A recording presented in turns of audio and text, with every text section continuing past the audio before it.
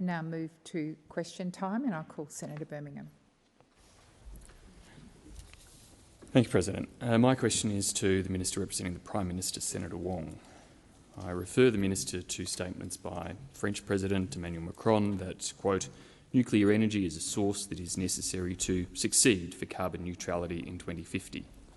I also refer to statements by the United States Special Envoy for Climate, John Kerry, that, quote, we can't get to net zero 2050 unless we have a mixture of energy approaches, and one of those elements, which is essential in all the modelling I've seen, is nuclear, end quote. Does the Albanese government agree with President Macron, Secretary Kerry and many other world leaders that more nuclear energy generation is an essential requirement to achieving net zero? Thank you, Senator Birmingham. Minister Wong. Well, I have to say, President, I am surprised to get a question about what President Macron said from the coalition. Obviously they are very keen to press the nuclear energy point. There are countries around the world which many decades ago made a decision to go down the nuclear path. Some of the countries that you have referenced are amongst those. Australia made a choice not to do that, and Australia has made a choice to look to the comparative advantage that we have when it comes to the cheapest forms of energy, which is firmed renewables. We have more sunlight that hits our landmass than any other country. We know that we have so many untapped resources when it comes to renewables, and I appreciate that the opposition are on this very committed to the nuclear path. I understand Mr O'Brien has said that he'd be happy to have one in his electorate. That's a matter for him. But we will focus on the form of energy which is the cheapest form of new energy, which is renewable energy, rather than what is frankly an ideological agenda from those opposite when it comes to nuclear. Now, there are countries in the world, France and others, which have many years ago chosen to go down the nuclear energy path. That is not the approach Australia has been taken. We have some of the best wind and solar resources in the world, and that's why we joined so many countries to support a key push on renewables and energy efficiency at the Conference of the Parties. Thank you, Minister. Senator Birmingham, first supplementary. Thanks, President. First supplementary question, Senator Wong. Given Australia is home to an estimated 35% of the world's known uranium reserves, is it in Australia's national interest to encourage greater global production of nuclear energy? Thank you, Senator Birmingham. Minister Wong. Well, it's in Australia's national interest and every country's national interest to press for and to help deliver net zero by mid-century. And there are different paths to that approach. Australia has taken the view that I have outlined, which is that we have untapped resources of renewable energy, and that we know from what we have been told by regulators and by the markets that the cheapest form of new installed energy is renewable. I would also make the point that the opposition have been on this for many years. When I was Climate Minister, I think I got the same questions. People might recall, I think John Howard tried to get Ziggy Switkowski to tell us that it was financially viable. The reality is we'd rather put that public investment, if required, into those areas where we have a comparative advantage. Thank you, Minister. Senator Birmingham, second supplementary. Thanks, President. The declaration to triple nuclear energy, signed at COP28 by countries including the United States, Canada, France, Finland, Netherlands, Japan, Republic of Korea, Sweden and the United Kingdom, set the aspiration for more nuclear energy, but also recognised, quote, the different domestic circumstances of each participant. Why didn't the Albanese government sign the declaration? Thank you, Senator Birmingham. Minister Wong. I think this is what I have in my brief as the pledge, and if I'm wrong, I will come in and give you some further information, Senator Birmingham, but I'm advised that of the 22 nations that signed the pledge, 18 already have a nuclear energy industry, so only 4 obviously. Moldova, Morocco, Poland and Mongolia signed the pledge as countries without nuclear power. There are a number of countries with nuclear energy industries that did not sign the pledge, and Australia joined 117 other countries to sign a pledge to triple global renewable energy capacity, which reflects the priorities that we have and the priorities of the government. Thank you, Minister. Senator Bilyk. Thank you. My question is to the Minister representing the Minister for Health, Senator Gallagher. There are now 47 Medicare urgent care clinics open across Australia. These clinics are designed to enable Australians to access urgent care in a primary care setting rather than attending a hospital emergency department. Could the Minister provide the Senate with an update on recent clinic openings, how many people are using the centres across Australia and how these clinics are helping Australians to access urgent health care when they need it? Thank you, Senator Bilyk. Minister Gallagher. Thank you, President, and I thank Senator Bilyk for the question and acknowledge the opportunity I had to visit the Family Planning Tasmania with Senator Bilyk to open the endometriosis and pelvic pain clinic earlier this year. It was a great opportunity again to extend primary health care and try and take some pressure off hospital emergency departments, but there are now 47 Medicare urgent care clinics open and operating, including the Alice Springs Medicare Urgent Care Clinic, which opens today. 47 clinics running and with 58 to be open by the end of the year. The Medicare, as senators know, the Medicare urgent care clinics are 7-day-a-week, extended hours, open to walk-in patients who need urgent but non-life-threatening care, either for themselves or, of course, for their children. And we're getting some excellent examples of how these clinics are meeting the needs of that patient group. We had a young patient and his mum who went to the Ipswich clinic with a suspected broken wrist from playing basketball for the young child. He was triaged in just 5 minutes. He was seen shortly after by a doctor. He was x-rayed, he was treated with a splint and he was connected for a physio appointment the following week. This was all done within 2 hours. Another patient took her daughter to the Penrith Medicare Urgent Care Clinic when her daughter sustained a possible ankle fracture from playing soccer. Her daughter was seen, x-rayed and discharged with a cam boot in less than 1 hour. The patient's mum said, why would anyone go to the emergency department with this sort of injury when the Medicare Urgent Care Clinic can deal with it so quickly? So far across Australia, there have been more than 75,000 presentations to Medicare urgent care clinics, nearly a third of patients under 15 years of age, a third of visits on the weekend, and on weekdays more than 1 in 5 visits have taken place after 6 p.m. Thank you, Minister. Senator Bilyk, first supplementary. Thank you, and it was a pleasure to spend time with you in Hobart too, Minister. One of the aims of opening Medicare urgent care clinics is to help ease the pressure on busy emergency departments across the country. Is the Minister aware of whether the Medicare urgent care clinics are having any impact on the number of presentations to hospital emergency departments? Thank you, Senator Bilyk. Minister. Thank you, President. I thank Senator Bilyk for the supplementary. These clinics are not just providing high-quality urgent care when and where people need it. They're doing so free of charge.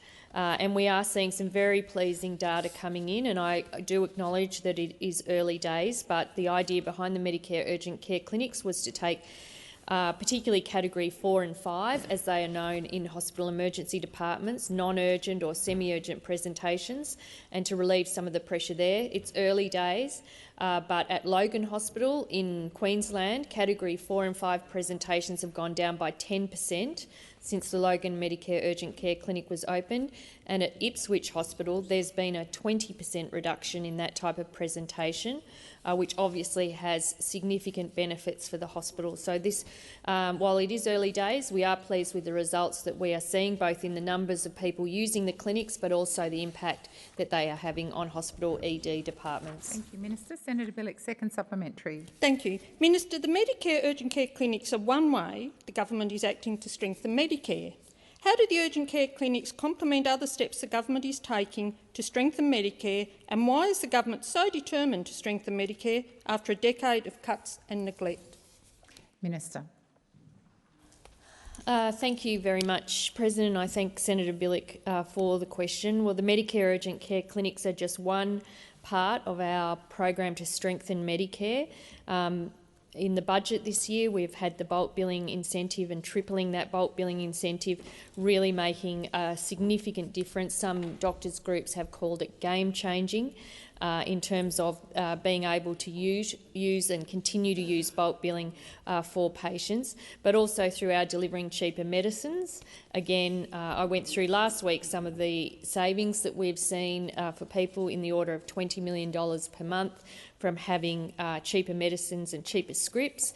But those things together with our Medicare urgent care clinics, the work we're doing around workforce, the work we're doing to negotiate a new pharmacy agreement, it's all about ensuring that we are strengthening Medicare and making healthcare accessible and affordable to Australians. Thank you, Minister. Senator Cash. Thank you. My question is to the Minister representing the Prime Minister, Senator Wong. Minister, how many detainees, including pedophiles, rapists, murderers and a contract killer, have now been released into the Australian community? And how many of those has the government tried or are trying to resettle in another country? Minister Wong. Thank you. I refer to the statement issued by the ABF on Sunday the 3rd of December. And I understand in that the Australian Border Force confirmed that 2 detainees, one in New South Wales and another in South Australia, have recently been charged and one individual remains in police custody. I'm advised that obviously both those matters are subject to court proceedings, so I'm not in a position to provide further detail at this stage.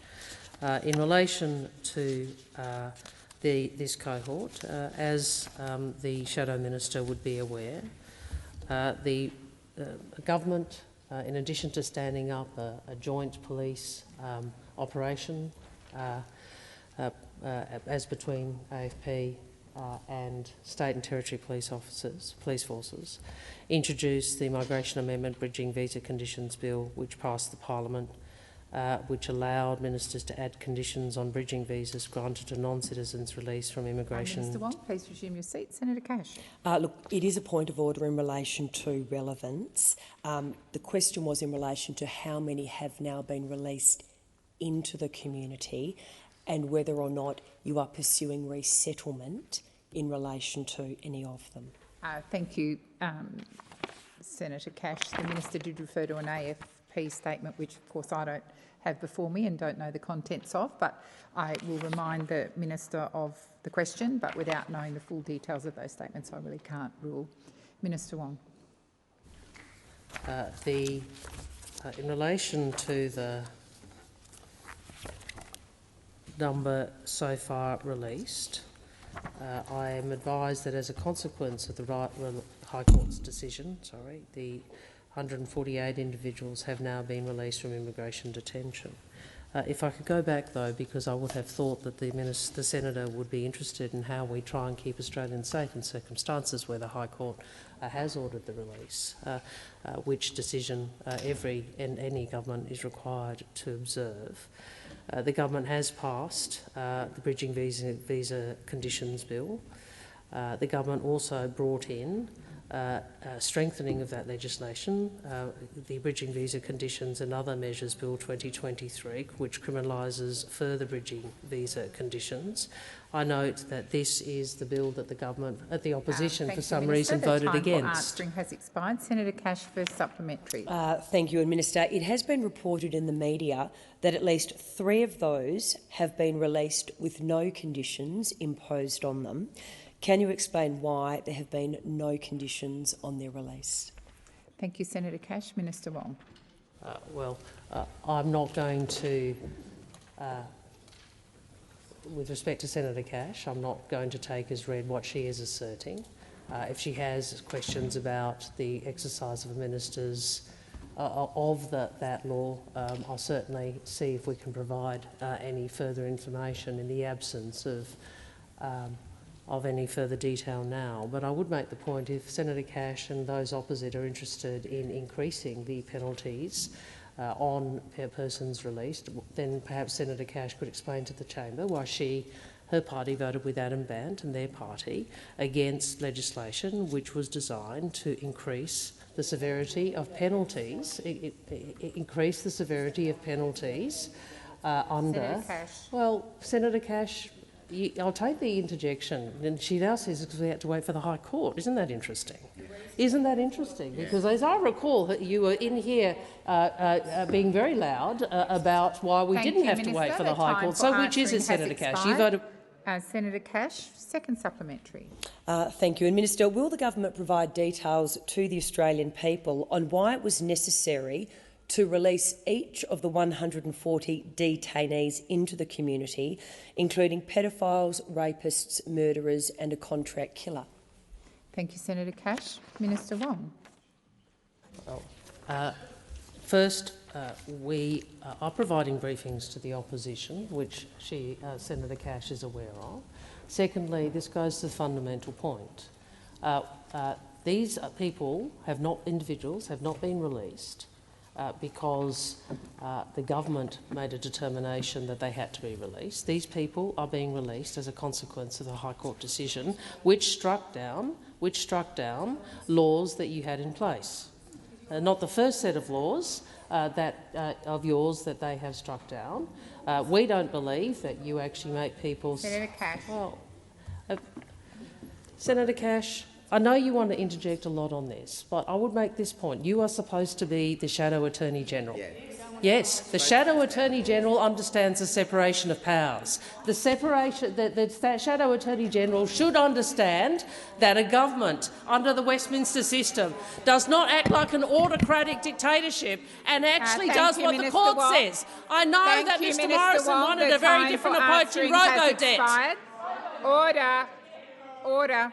Senator Waters. Thanks, President. Before I start my question, can I just on behalf of the Greens convey my deep condolences to all of you for your loss. I'm so sorry to hear of Ms Peter Murphy's passing. My question is to the Minister representing the Minister for Climate Change and Energy, Minister Wong. The world's largest annual climate talks are currently underway in the United Arab Emirates, and this year's President of the Climate COP, Sultan Al-Jaber, has claimed that there is no science indicating that a phase-out of fossil fuels is needed to restrict global heating to 1.5 degrees. This is directly at odds with the UN Secretary-General Antonio Guterres' position, who said to COP delegates, "The science is clear. The 1.5 degree limit is only possible if we ultimately stop burning all fossil fuels, not reduce, not abate, phase out with a clear time frame." Does the Australian government support the UN Secretary-General and the world's climate scientists in condemning this harmful fossil fuel industry spin? Thank you, Senator Waters. Minister Wong. Well, we support our targets, which are include in excess of 82% renewables in our grid by 2030 and net zero by 2050. I've said in this chamber to you, Senator, and to others in your party, that we recognise the scale of transformation of Australia's energy grid and energy sources that is required on that. Australia is a very fossil fuel intensive economy, and we've benefited from that economically over many decades. But that is no longer the world in which we live, and we have to live in a world where we can thrive in a net zero economy. And that means a massive transformation, and unlike the Greens, we have a difference of views about how you achieve that. I think the approach from the Greens seems to be you just stop. Well, we say you actually have to transform, you have to actually shift. You actually have to generate new capacity in renewables. And the measures that Mr Bone announced the week before last, or last week, I'm sorry, I'm losing the weeks towards the end of the year in terms of capacity investment, are designed to do that. So I don't, a lot is said internationally, a lot is said domestically. If I may say, I think too much of the climate debate has been a lot of rhetoric and not enough about policy. We're interested in policy that actually transforms the Australian economy so we can be the renewable energy superpower that we have sought to be for so many years, but has never been delivered. Senator Waters, first supplementary. Thanks, President. I note the 5 coal and gas approvals issued by this government. This year's COP President Sultan Al-Jaber is also the chief executive of the United Arab Emirates' state oil company, ADNOC. ADNOC has the biggest oil expansion plans of any fossil fuel company in the world. Does the government agree that an oil executive holding the COP presidency constitutes a serious conflict of interest and, as Al Gore has said, an abuse of public trust? Thank you, Senator Waters. Minister. Well, in relation to the quip at the start, I'd say QED. That's precisely the sort of response that there always is from the Greens. That you have to have. You're not actually interested in transformation. You're not actually interested in the economic policies which are required to ensure that we shift to renewables. You want a political protest over certain issues. Those are matters. I'm not going to respond to the assertions made in much of that. I'm not familiar with some of the assertions or that you're making. What we are responsible for is our approach. We have ambitious targets.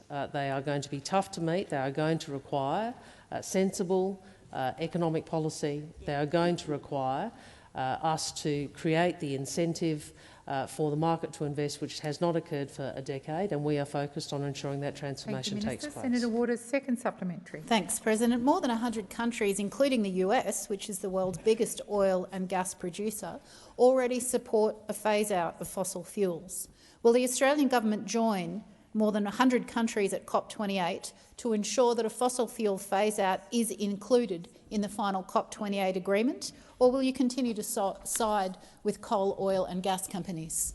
Thank you, Senator Waters. Minister Wong. I'm always interested in the binaries that the Greens decide to put up to. No, they're binaries that you choose to put up in order to make political points that don't actually do anything on the climate.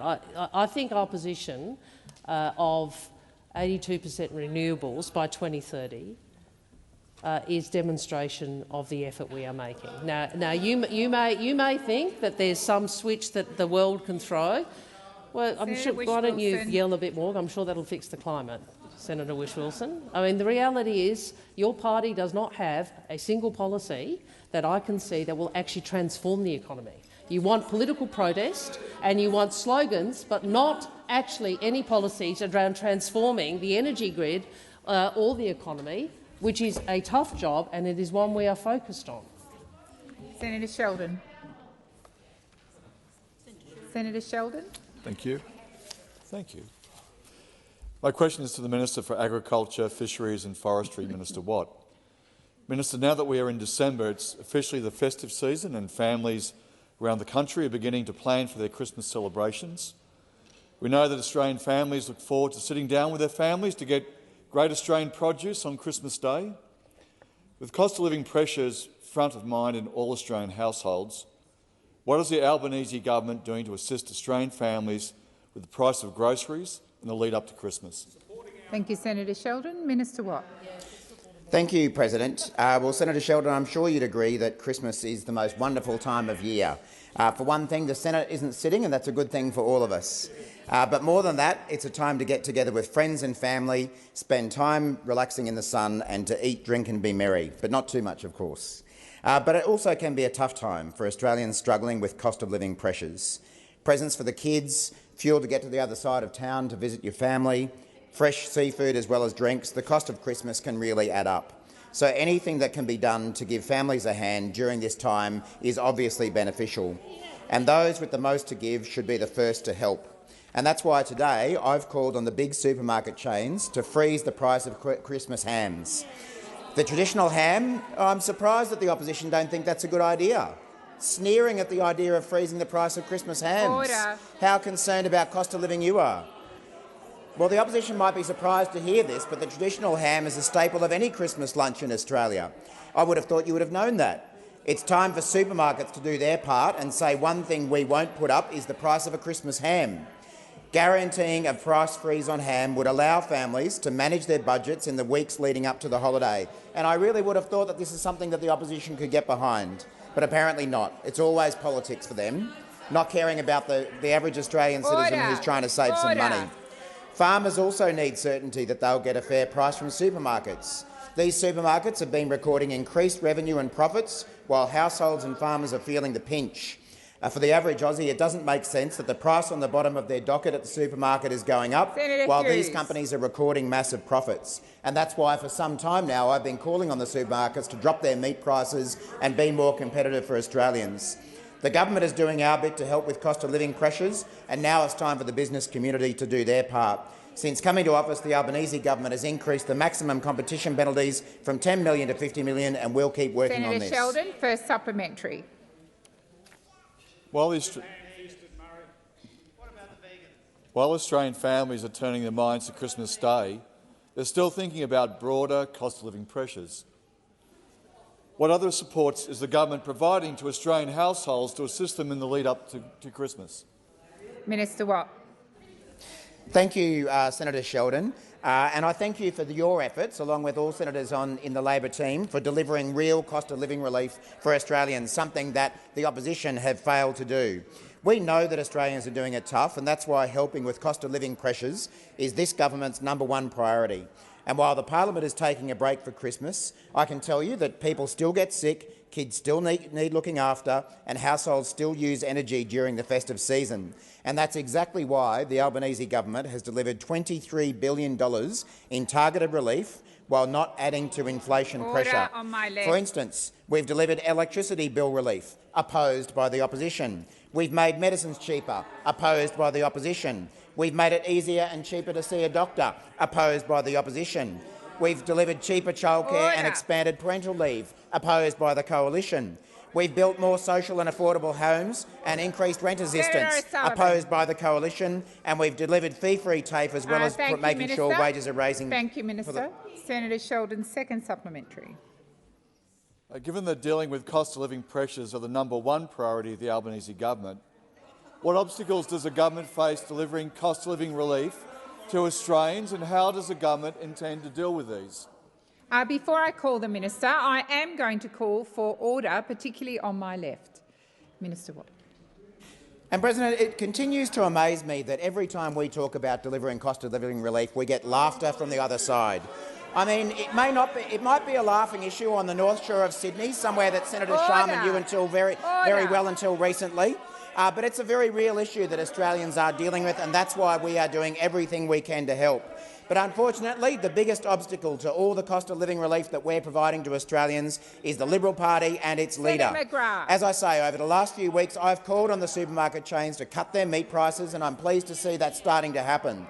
And I'll give credit where it's due. We have seen the Greens political party, Senator Lambie, and even the Nationals joining us in putting pressure on the big supermarkets, but we've heard nothing from the Liberal Party. Total silence, because they are the party of no solutions. In the past 4 months in question time, the Leader of the Opposition has asked just 3 questions on cost of living. That's how much he cares about it. He's asked no questions on interest rates, energy or Medicare, because he doesn't care about cost of living relief and opposes everything we try to do. Thank you, Minister Watt. Order. Order. Order. Senator Birmingham. Senator Roberts. Order across the chamber. I have Senator Roberts on his feet. Senator McKim. Order. Senator Hughes, I've called you a number of times. Order. Order. The crossbench do not get the same opportunities as the bigger parties in this place. Senator Roberts has been on his feet for quite a few seconds waiting to ask his questions, and yet your rude and disrespectful comments across the chamber continued. Senator Roberts. Thank you, President. My question is to the Minister for Finance, Senator Gallagher. ABC reports in July revealed that hackers were able to exploit loopholes in the government's MyGov system and, as of February 2023, lodged more than $500 million in fraudulent tax claims. Given the Minister's claims that a digital identity would be secure, can the Minister please provide an updated figure on how many billions of dollars in fraudulent claims hackers have lodged to date in exploiting MyGov system vulnerabilities? Thank you, Senator Roberts. Minister Gallagher. Thank you, President. And the first thing to say about that is MyGov is different to MyGov ID. They are completely different things. So I don't have updated information. Well, MyGov is the site you go to, as many people in this place will have, to engage with government in an online way. MyGov ID is a digital ID that you control and own and use for verifying your identity, and for MyGov ID for lodging, if you're a business, for engaging with the tax office in particular. There are 10.5 million Australians who have a MyGov ID and use it for that purpose, but it is very different to the question that Senator Roberts raises around the MyGov system, which I don't have an update on. It falls under the Minister for Government Services portfolio. I'm happy to see if there's something that minister would be able to provide you around an update on that. MyGov obviously is a system that we invest heavily in to make sure that it is usable and safe for people when they are engaging with government, but that doesn't change the comments I made last week about the digital ID system being safe and trustworthy and voluntary. If you're an individual, you will not have to have one of these digital ID, but if you do want one, the option is there, and it's a way of reducing the amount of information that government collects in order to verify your identity. So the two things, MyGov ID and MyGov, and I accept that they are similarly named, are very different things indeed. Thank you, Minister. Senator Roberts, first supplementary. Thank you. Minister, in June, Russian hackers compromised top-secret Australian Defence Force data. In July, NDIS participants were exposed in a data breach and the Department of Home Affairs leaked personal small business information. In August, the Department of Veteran Affairs leaked medical data. In September, Australian Federal Police data was hacked. Minister, why is it falsely claimed that the government's digital ID is secure when the government can't keep data secure? Thank you, Senator Roberts. Minister Gallagher. Thank you. Well, I don't accept the proposition that's being put by Senator Roberts. Yes, government systems are under constant attack and threat, as most businesses are in this country, from cybercrime, from hackers and from scams and criminals that are engaged in such activity. And so the government invests heavily in protecting our systems and making sure that they are safe, but in a sense you're making the argument for a digital ID, because a digital ID is about reducing the amount of information that a government holds on you, about you, for services. Because of the way the system works, you retain the information, but you are able to have your ID verified through a process of exchange that allows those systems to be unlocked. It is absolutely fundamental to the digital ID system is reducing the amount of information, having the safeguards in place to protect info. Senator Roberts, second supplementary. Thank you. Minister, will the government support a One Nation amendment to the Digital Identity Bill explicitly stating that no Australian will ever be denied access to services because they do not have a digital ID? Or is the claim that the digital ID won't be compulsory just misinformation? Thank you, Senator Roberts. Minister Gallagher. I'm happy to engage with you genuinely on digital ID, Senator Roberts. I accept your interest in it, and I am very willing to work with anyone in this chamber about making sure that the legislation that passes this place is the best that it can be. In relation to your specific question, as part of the bill, we do require that services be maintained and offered for people that do not want to have a digital ID. So that protection is there, but I am very happy to engage with you more broadly on the bill, and including in other areas that you might have concerns about. That clause specifically relates to individuals. As you know, MyGov ID is required for business-related services, and part of that is about minimising fraud and identity theft, verifying individuals as part of their engagement with the tax office. Senator Hume. Thank you, President. My question is to the Minister representing the Prime Minister, Senator Wong.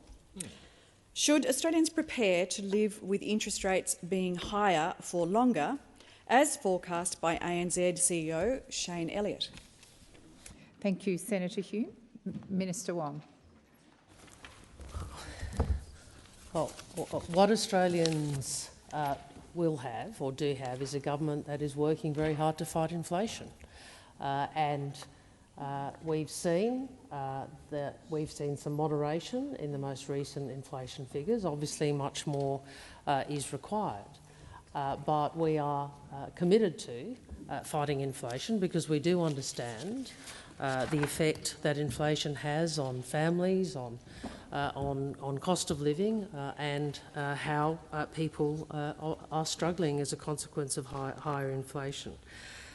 We know that we're focused on fighting inflation. We know that the opposition are fighting anything but inflation. What we know is that a number of the measures that ensured Minister Wong, please resume your seat. Senator Hume. Madam President, on relevance, I mentioned interest rates, not inflation, and the minister is yet to actually use the phrase interest rates. As you know, Senator Hume, I can't put words into the minister's mouth. Senator Hume, you're not in a debate with me. You're not in a debate with me. Please resume your seat. As I said, I'm not in a position to put words into the minister's mouth. I'm happy to remind her of the question, but I do believe the minister is also being relevant. Minister Wong. I'm interested in a proposition that inflation is not relevant to interest rates. That seems to be the point of that. That seems to be the point of that. That seems to be the point of that point of order, is that somehow a discussion of inflation is not relevant to interest rates. As the Shadow Minister knows, interest rates are set independently by the Reserve Bank. What governments can do is ensure that we engage in the fight against inflation. And unfortunately, when we've needed, and the Australian community have needed allies in that, instead they've had an opposition determined to oppose the measures that the government is seeking to put in place to fight inflation. I mean, I would remind the Shadow Minister that without our energy plan, electricity prices would have risen 18.8%. 18.8%. Instead of 8.4. So you're happy for electricity prices to go up nearly 19%. That's the position of the opposition. Energy price relief that you voted against. Has expired. Senator Hume, first supplementary. Thank you, President. Is the ANZ CEO correct when he states that the rate of current government spending will keep interest rates higher for longer? Thank you, Senator Hume. Minister Watt. As I recall, this government returned a surplus in 22-23, and I know that is difficult for the coalition to accept because they trumpeted the back in black, got the mugs out, were quite triumphant, but then, of course, didn't actually deliver one. And I know that's very hard for them to accept, President. But the reality is this is a government that returned a surplus of $22.1 billion in 22-23. It was a dramatic improvement from the forecast, nearly $78 billion deficit that we inherited. In fact, that is a $100 billion turnaround, the biggest nominal budget improvement in Australian history. We've returned 95% of revenue upgrades to the bottom line in 22-23. That is more than double the average of the previous government. So I have to say I don't think we'll take a lecture from those opposite who returned deficit after deficit and did not return revenue upgrades. Senator Hume, second supplementary. Thank you, President. With the Reserve Bank Governor describing inflation as now being a homegrown problem and the ANZ CEO identifying current government spending as a driver of higher inflation and higher interest rates, does the Prime Minister and the Albanese government accept any responsibility for the pain and mortgage stress being felt by a record number of Australians? Thank you, Senator Hume. Minister Wong. We understand how tough so many Australians are doing it, and we do not shirk our responsibility to do all we can to fight inflation. And unlike those opposite, we're not going to be distracted by the political arguments Unlike those opposite, we're not going to be voting in this chamber against energy price Senator release. Hume, you've asked Unlike those question. opposite, we're not going to be focused on political fights. We are going to be focused on fighting inflation, which is the key driver behind the cost of living challenges that so many Australians have. And unlike those opposite, we are also not going to be running a low-wage economy. We're not going to be holding wages deliberately low, because we understand that also matters when it comes to cost of living.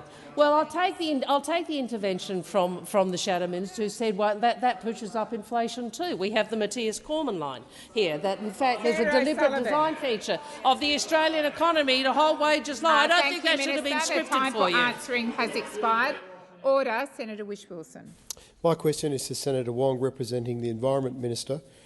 Last year, your government announced its commitment to a zero extinctions target for Australian native flora and fauna. During this announcement, Minister Plibersek proclaimed, "I will not shy away from difficult problems or accept environmental decline and extinction as inevitable." Minister, the ancient endangered Maugean skate has been with us since the dinosaurs, is found only in Macquarie Harbour on the west coast of Tasmania, but has seen a 47% decline in its tiny population between 2014 and 2021 since the expansion of industrial salmon farming in the harbour. Scientists researching the skate tell us it is possibly one extreme weather event away from extinction. Given El Nino forecasts for marine heatwaves in the coming months in Tasmania, what is your government doing to immediately safeguard the skate from an extinction event this summer? Thank you, Senator Whish-Wilson. Minister Wong. Thank you. I think I got a question last week from Senator Duniam, which was probably the other side of this discussion, and I appreciate, as with so many issues in Tasmania, they're very strongly held views on either side of a very clear line. And I appreciate that your focus is on one aspect of these matters in relation to Macquarie Harbour. Obviously, I got a question last week in relation to the Tasmanian salmon industry, and I would refer you to my answer to Senator Duniam in relation to the industry. Look, we understand that I've advised that the Department of Climate Change and Energy, Environment and Water will soon begin consultation about salmon farming in Macquarie Harbour. The consultation is as a result of applications made under the national environment laws by 3 groups who argue that salmon farming is having an unacceptable impact on the Maugean skate, as you said, an endangered fish. I'd make the point that the environmental laws which require these applications to be considered were passed by the Howard government in, I think, early 2000. In addition, Ms Plibersek has announced a $2.1 million commitment to establish a captive breeding program to help the Maugean skate.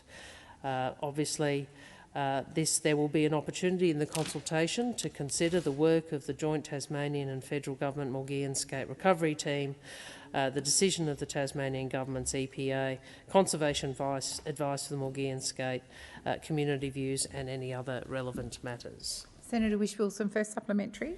Thank you, President. Minister, the government's own conservation advice states that increasing water oxygenation through immediately destocking industrial salmon farming is the most critical action required to save the endangered skate from extinction. Why is Minister Plibersek consulting, ignoring the science and shying away from this difficult problem by not immediately pausing salmon farming in Macquarie Harbour? Thank you, Senator Whish-Wilson. Minister Wong.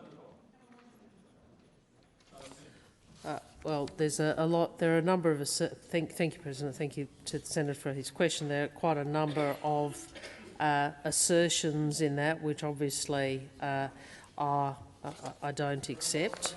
I don't accept, and I'd refer you back to the fact that the status of the current applications and the commitment that Minister Plibersek has made to consultation. After the consultation period ends, the department will take some time to carefully consider the information received. The Minister has indicated that salmon farming in Macquarie Harbour does not have to pause while this occurs. I infer that that is a decision open to her. I also infer from what you have said that's not something with which you agree, but that is obviously the decision. That is the decision that the minister has made. Senator Whish-Wilson, second supplementary. Minister, I'm going to ask you a question that perhaps you and I can both look back on the answers when we leave this place. Can I ask you one of the great moral and political questions of our time? How many industry jobs are worth the avoidable extinction of a critically endangered species? Specifically, how many salmon industry jobs on the west coast of Tasmania are worth the extinction of the ancient Maugean skate? Minister Wong. Well, I think we've made clear we do support the aquaculture industry, including the Tasmanian salmon industry, but we've also said that the industry needs to continue to demonstrate that it can operate in a sustainable and responsible manner. And I think, I know, you know, just as some on one side of the debate will say that any environmental regulation is anti-job, on the other side of the debate you have some on your side of the debate who seem to assert... Order, Senator Whish-Wilson. You've asked your question. The minister is answering. Minister Wong, please continue. I know that we're back to binaries again. I know that it is politically easy and useful for campaigning to... Senator Whish-Wilson, I've called you to order. Senator Whish-Wilson. Senator Whish-Wilson. Minister, please continue. Well, again, I understand that there are some who have a very clear view about yay or nay. I think that it is possible, with goodwill and good scientific evidence, to try and ensure that industries operate sustainably. That is a good thing for environment and for jobs. Has expired. Senator Sterle. Thank you, President. My question is to the Minister for Trade and Tourism, Senator Farrell. Since being elected, the Albanese Labor government has been commended for its careful and considered management of international trade relations. This praise has come from all quarters, including from the agriculture, resources, manufacturing and the service sectors, as well as civil society and the labour movement. Australian exporters in particular have benefited. They felt they were let down badly by the former coalition government. Minister, please outline how the Albanese Labor government has been on the front foot to grow the Australian economy through its support of exports. Thank you, Senator Sterle. Minister Farrell. Thank you, President, and thanks Senator Sterle for his question and his interest in trade, which so benefits his home state of Western Australia. The Coalition's mismanagement of trading relationships and denial of climate change hurt our country's trade and investment relationships. But in just 18 months since the Albanese government came to office, I'm pleased to advise that Australia's trade agenda is being progressed in a stable and positive way. Trade impediments affecting Australian exports to China, for instance, worth $20 billion have been removed or are on the pathway to removal. By any measure, this is a huge achievement which has been positively acknowledged by miners and farmers right across Australia. Australian exporters are benefiting from the Albanese government's hard work to finalise trade deals with the United Kingdom and India. Exports to the United Kingdom have increased significantly in the first 4 months of the agreement entering into force, including beef, which increased by around 320%, honey by more than 170%, and sheep meat by 35%. Great news for farmers, including in your home state of Western Australia, Senator Sterle, and right across the country. And Australian exporters are taking advantage of the trade deal with India. Agricultural exports have grown by 86% in the first 7 months of 2023, and exports of manufactured goods, such as pharmaceuticals, wood and paper products, cosmetics and medical devices, have increased markedly. Trade is vitally important to the Australian economic prosperity. More exports mean more higher-paying jobs for Australian workers. Senator Sterle, first supplementary. Thank you, President. Now, under the steady stewardship of the Albanese Labor government, many of the trade impediments imposed by China when the coalition government in power has now been removed, which is particularly great news for the Australian mining and agriculture sectors. I know you can and I know you will, Minister, but please identify Australian exports to China that are directly benefiting from a mature hand on the trade policy tilt. Minister Farrell. Thank you, thank you, President, and thank you, Senator Sterle, for those wonderful words. The Albanese Labor government is working hard to stabilise our relationship with China without compromising on what is important to Australians. Our efforts have led to positive trade developments, including the lifting of trade impediments affecting Australian coal, cotton, copper ores, logs, horticultural products, oat and hay and barley. The industry appreciates this hard work with Viterra, a great company based in South Australia, acknowledging a 66,000-tonne barley shipment last month from Port Lincoln. I'll say that again, 66,000-tonne barley shipment from Port Lincoln, and it would not have happened without this government's efforts. We've secured a pathway towards an early resolution of the wine dispute with China, and recent developments mean Tasmanian cherries and apples Thank you, Minister are Farrell. headed The back time for to answering China. has expired. Senator Sterle, second supplementary. Thank you, President. The Albanese Labor government was responsible for bringing the trade agreements with the United Kingdom and India into force. Could the minister please outline how the swift implementation of these two trade agreements are benefiting Australians? Thank you, Senator Sterle. Minister Farrell. Thank you, President. And yes, I can, Senator Sterle. Our trade agreement with the United Kingdom and India are helping Australian exporters. A range of Australian exports to the United Kingdom are benefiting from lower UK trade barriers, including beef, chocolate, confectionery, honey, sheep meat, aluminium, motor vehicles and medical devices. Since the entry into force of the trade deal with India, around 85% of Australians' goods exported by value now enter India duty-free. Australians are expected to save about $200 million annually in import duties paid on UK goods.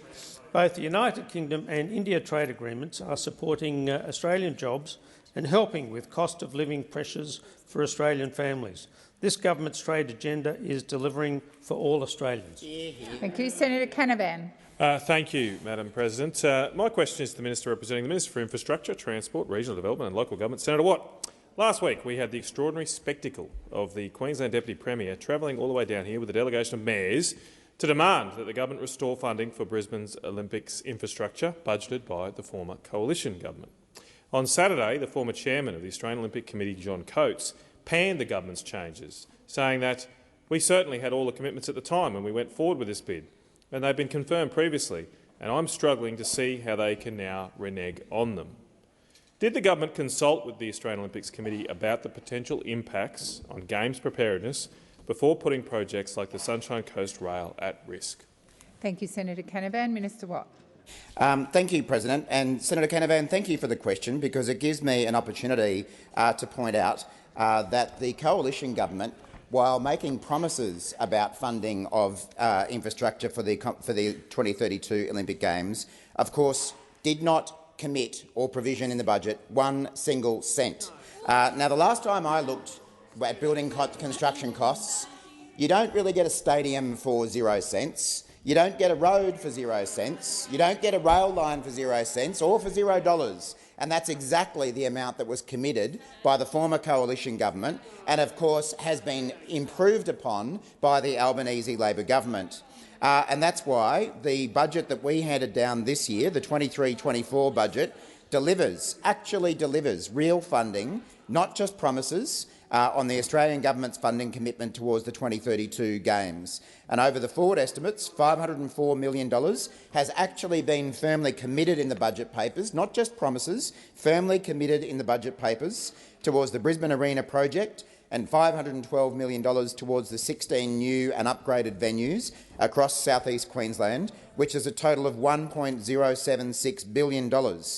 In total, Watt, the Albanese government— Watt, please resume your seat. Senator Canavan. Thank you, Madam President. Look, my question was a very simple and direct one. Just did the government consult with the AOC? And the minister's gone nowhere near that today. I'm not sure I'd call it a simple one. There was a fair bit of preamble in there, but I'm happy to remind the Minister, I'll draw the Minister to that part of your question, Senator Canavan. Minister. So the government, of course, consults with the AOC, the Queensland Government and various other partners in the delivery of the Olympics infrastructure on a regular basis. And I know from previous reports that both the Queensland Government and the AOC has been very pleased that they now have a federal government in place that is actually prepared to deliver real funding for the Olympics infrastructure rather than the hollow promises that we had from the former coalition government. So, as I say, in total the Albanese government is delivering $2.5 billion for the Brisbane Arena development and up to $935 million for the minor venues program. This is real funding, not just promises. Thank you, Minister. Just a moment, Senator Canavan. Senator McKenzie, I am going to ask you to withdraw the comments you made as the Minister was speaking in regards to mistruths. If it assists the chamber, I withdraw. Thank you. Senator Canavan, first supplementary. Thank you, Madam President. Minister, given the Queensland Government's cost blowouts to the M1 Pacific Highway Varsity Lakes to Tugun upgrade and the Albanese Government's 50-50 limitation on funding, what other Brisbane Olympics supporting transport projects have been put at risk by Labor's infrastructure review? Thank you, Senator Canavan. Minister Watt. Well, the only thing that put any Queensland infrastructure projects at risk was the fact that the former coalition government did not budget for those projects, did not have business plans for those projects, did not have a single dollar in the budget and didn't have the skills and the labour needed to deliver those projects. And that is why we have had to do the hard work that the coalition government was never prepared to do, to actually work out in this inflationary environment which projects can be delivered and which ones need to be paused for a period of time. Now, in the process, we have followed through on funding for almost all of the projects that were previously committed to by the former government, but there are some that need a business case to be actually prepared before they can be delivered. And Senator Canavan, I haven't seen you out there clapping the federal government for delivering the funding that was needed for the cost increase to the Rockhampton Ring Road. I have seen you doing a lot of campaigning, scaring people that the funding wasn't there, but now that it actually is there, you haven't said a thing. So get out there and get on board. Senator Canavan, second supplementary. Take me to ask a question about the Rocky Ring Road, but I'll stick to my script. Will the government commit to complete Bruce Highway projects, including the Gateway Motorway to Dolly's Rockies Road upgrade and the Linkfield Road overpass project supporting accessibility for the 2032 Olympics? Thank you, Senator Canavan. Minister Watt. Yeah, President, thank you, Senator Raz. I was just thinking about this. I've never seen Senator Canavan so interested in the southeast corner of Queensland. I mean, we know he used to be a Marxist before he went to the Productivity Commission and now he's in the National Party. We know he used to be in Logan before he went to Rockhampton and tried to take care about that. Minister Watt. Senator Ruston, please. I'll come to you, Senator Rennick. Senator Ruston, I am going to ask you to withdraw those comments. If it assists the chamber, I withdraw. Thank you. Senator Rennick, were you still on a standing? What a relevance. Senator Watt has done nothing but make personal smears against Senator Canavan. He's asking a serious question about infrastructure. Senator Rennick, that is not a point of order. Order. Order across the chamber. Order. Senator McKenzie. Senator McKenzie. Senator McKenzie and Senator Wong. Order. Order. Minister, I am going to draw you to Senator Canavan's question. Thank you, President. I'm happy to provide a bit further information about the funding that is being provided, but now that Senator Canavan has returned from his bogus central Queensland roots back to his southeast Queensland roots, I look forward to him revisiting his Marxist era when he was at school or university. I've forgotten which one it was. Many of the projects needed to support the Games are already being funded. Your seat. Senator Scarr. Point of order, President. Senator Watt should specifically withdraw the word bogus, which impugns the motives of Senator Canavan. Senator, order. When senators rise on a point of order, I would prefer that you didn't use the offensive word. I will ask him to withdraw. Minister, please withdraw. I withdraw. Many of the projects needed to support the Games are already being funded, planned and delivered in the current infrastructure investment pipeline in order to support the growth of South East Queensland, and I'm pleased that Senator Canavan now recognises that South East Queensland deserves support as well. For example, the M1 Pacific Motorway upgrade program that we're delivering $2.1 billion. The Coomera Connector Stage 1, we're delivering $1.06 billion. Brisbane Metro $300 million. Gold Coast Light Rail Stage 3, and of course there's money for more planning for the Sunshine Coast Rail as well. Answering has expired. Senator Green. My question is to the Minister representing the Minister for Infrastructure, Transport, Regional Development and Local Government, Senator Watt. Across regional Australia, local communities have concerns about access to secure and affordable housing. One of the biggest things that I'm hearing from regional communities and businesses is that if we don't fix the housing shortages caused by 10 years of delay, we won't be able to house the skilled workers that we need. Doctors, nurses, teachers and tradies all want to live in our regions, and we need houses for them. What is the Albanese government doing to help Australians buy homes and relieve cost of living pressures? Thank you, Senator Green. Minister Watt. Thank you, President, and it's great that we've got a senator over this side of the chamber that cares about regional housing. The Albanese government understands that safe and affordable housing is central to the security and dignity of all Australians, and a decade of no action from the coalition left us with significant challenges across the country. The result is that housing affordability, once only a problem for our major cities, is now a problem right across the country. Regional businesses and councils have jobs to fill, but attracting the workers they need is difficult because there's a shortage of housing for the workers to live in, and the Albanese government, unlike the coalition, is actually doing something about it. We've delivered the largest investment in new affordable and social homes in decades, the $10 billion Housing Australia Future Fund, a commitment for 30,000 new social and affordable rental homes in the first 5 years, opposed by Mr Dutton and the coalition. That's how much you care about housing. That's how much you care about housing in regional Australia. You voted against the Housing Australia Future Fund and 30,000 new social and affordable rental homes in just 5 years. These are the homes that Australia needs in the regions that they need them. But the HAF is just part of our government's ambitious housing reform agenda. The Regional First Home Buyer Guarantee, since its launch, has helped more than 13,000 regional Australians get into homes. And importantly, our Help to Buy scheme will cut the cost of buying a home by up to 40% for low and middle income earners. It'll bring home ownership back into reach for 40,000 Australian households. The Help to Buy scheme is an important part of our housing agenda. Senator Green, first supplementary. Thank you, President. I've heard from constituents who are frustrated that access to affordable housing was neglected by the Liberals and Nationals for a decade. Why is it important that Australians have— Sorry, President, I'm the one asking the question and I can hear Senator Hughes over me. So Order. Please continue. Why is it important that Australians— Senator Hughes. Why is it important that Australians have safe and affordable housing, and what action is the government taking to get around obstacles to this? Thank you, Senator Green. Minister Watt. Great question, Senator Green. And as you know, safe and affordable housing is vital, not only to protect our way of life, but for the continued economic prosperity of our regional areas. But unfortunately, it appears that there is a new alliance in Australian politics, a new coalition that continues to stand in the way of access to housing for Australians. And all of a sudden, Senator McKim is looking very guilty, very guilty.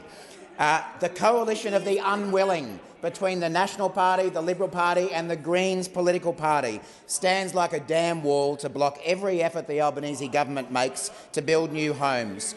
We saw it first with the Housing Australia Future Fund, where the Greens teamed up with the LNP for months to delay $10 billion of federal housing investment until they were shamed into supporting it. And last week we saw it again when the government tried to move ahead with our Help to Buy scheme. What did the coalition of the unwilling between the Liberals, the Nationals and the Greens do? They pushed it off to April. When it comes to housing, Labor offers Help to Buy. Thank you, the Minister. coalition of the unwilling just says goodbye. The time for answering has expired. Senator Green, second supplementary. Just a moment, Senator Green. Order. Senator Colbeck and Senator McKenzie. When I say order, it applies to you. Senator Green, second supplementary. Thank you, President. Minister, cost of living and affordable housing is front of mind for all Australians. What barriers do Australians face to accessing housing and much-needed cost of living relief, and how does the government intend to remove them? Thank you, Senator Green. Minister Watt. Thank you, President. Well, Senator Green, the barriers are all around us. The barriers to housing in Australia are all around us. They start over that side and they end just on the other side of Senator Grogan over there. The biggest barrier standing in the way of our progress in developing new housing is this new coalition of the unwilling between the Liberals, the Nationals and the Greens. Let's look at their record. They partnered up last week to vote against stronger immigration laws. They partnered up months ago to vote against the Housing Australia Future Fund. They partnered up to vote against the Nature Repair Bill. And last week they partnered up to delay the Help to Buy scheme. If I were the National Party, I'd actually be a little bit concerned that the Greens might be coming after their spot as the junior coalition partner in this coalition of the willing, because we know that the Greens have got more senators than the National Party. So on the numbers, the Nationals might have the right to be the Deputy Prime Minister. If we've seen Conservatives in other countries around the world have a three-way partnership around power sharing, why wouldn't Mr Dutton do that? I mean, who would go first as Deputy Prime Minister? Would it be Mr Bant or would it... Thank you, Minister. Minister Wong. Minister Watt, I've called you about 3 times. So further questions be placed on notice.